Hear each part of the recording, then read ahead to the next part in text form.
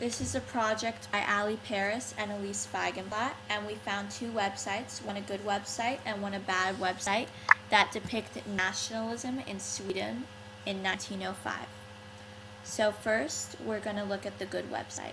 So first on the RADCAB rubric is relevancy, and in the area of relevancy, the article fully depicts the different effects of nationalism, whether it be the nationalist sentiments, attitudes, as well as comparing Sweden to Norway, its neighboring country. Next on the rubric is appropriateness. As you can see, there is an endless array of information above about the study of nationalism, with many quotes and many sources cited. However, if we scroll down, we can locate the subtitle National Sentiments in Norway and Sweden. Through this section, it entails two countries. It is up to the researcher to set personal boundaries about what is viewed or read, and based on the RADCAB rubric, you can form your opinion. Next on the rubric is detail. Since Norway and Sweden are to have shared a similar history, many of the detail pertains to both countries.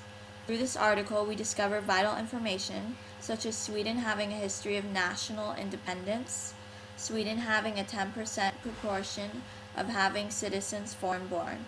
All these little details that may seem insignificant add to the overbearing idea on nationalism. Next on the rubric, we have currency. As you can see, the website was published in 1998, so maybe it's not the most current website, but its facts are still very up to date and very reliable.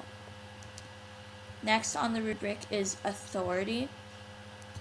When I typed in the terms into Google, I found at the top that it said Sociological Research Online, and I wanted to look further into this site, so I located its homepage, which I found to be very reliable because it has archives and it has links to different websites from the homepage.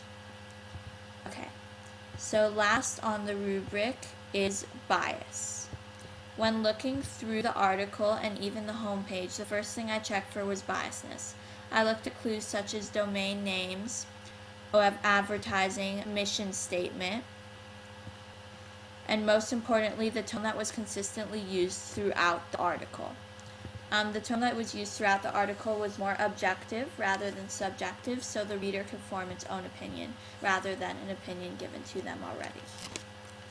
Now, we're going to look at a bad example of a website that depicts nationalism in Sweden. So first on the rubric relevancy.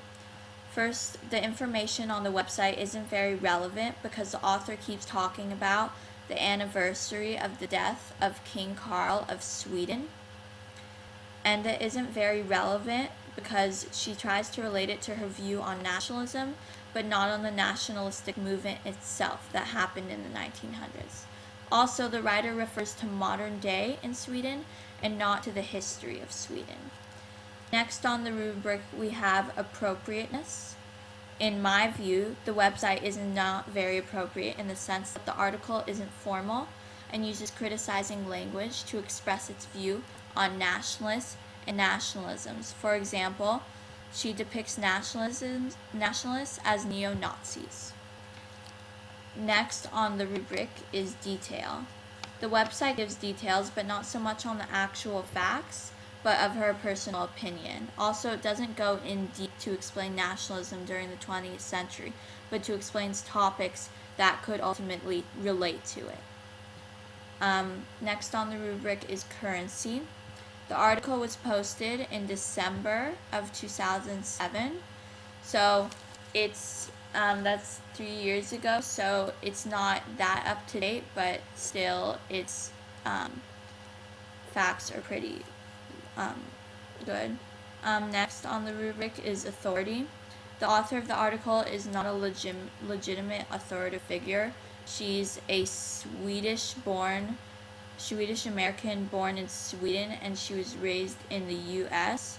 Therefore, she's biased and she doesn't cite direct support for her information. Lastly, bias. The document is very biased. Firstly, the tone she uses is very forceful, again referring to nationalists as neo-Nazis, and the reader can tell what side she's taking. She portrays nationalism in a negative light, and she ends her article with the word lame, which is very informal and very negative. Thank you.